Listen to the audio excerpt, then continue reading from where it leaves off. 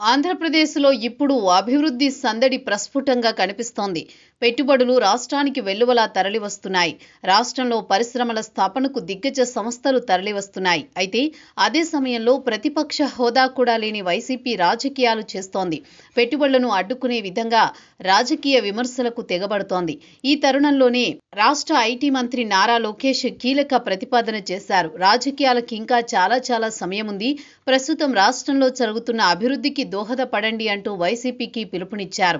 రాష్ట్రంలో తెలుగుదేశం కూటమి సర్కార్ ఏర్పాటైన 16 నెలల్లో రాష్ట్రానికి 10 లక్షల కోట్ల పెట్టుబడులు వచ్చాయని సోమవారం మీడియాతో మాట్లాడిన ఆయన ఈ పెట్టుబడులలో ఆర్సెల్ఆర్ మిల్లర్ 1,05,000 కోట్ల రూపాయలు, గూగుల్ 87,000 కోట్ల రూపాయలు, అలాగే బీపీసీఎల్ 1,00,000 కోట్ల రూపాయలు, ఎన్టీపీసీ 1,25,000 కోట్ల రూపాయలు ఉన్నాయన్నారు.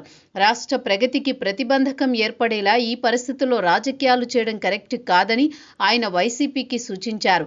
ఎన్నికల సమయంలో రాజకీయాలు చేద్దామని, ప్రస్తుతం సమిష్టిగా రాష్ట్ర ప్రగతికి కృషి చేద్దామని లోకేష్ పిలుపునిచ్చారు. మేమే కాదు, మీరు కూడా రాష్ట్రానికి పెట్టుబడులు తీసుకురావచ్చని, రాష్ట్ర అభివృద్ధి అనేది సమిష్టిగా చేయాల్సిన పని అని హితవు పలికారు. పెట్టుబడులకు వైసీపీ నాయకులు ఎవరినైనా సిఫార్సు చేస్తే ఆమోదిస్తామన్నారు.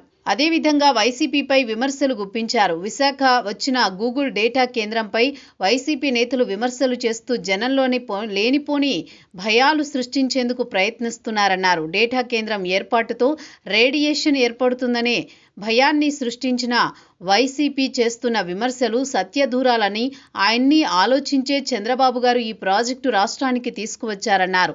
దేశానికి వచ్చిన అతిపెద్ద విదేశీ ప్రత్యక్ష పెట్టుబడి గూగుల్ డేటా కేంద్రమేనన్న లోకేష్, దీనివల్ల భారీగా ఉపాధి అవకాశాలు వస్తాయని, విశాఖ రూపురేఖలు కూడా ప్రపంచ స్థాయికి పెరుగుతాయని అన్నారు.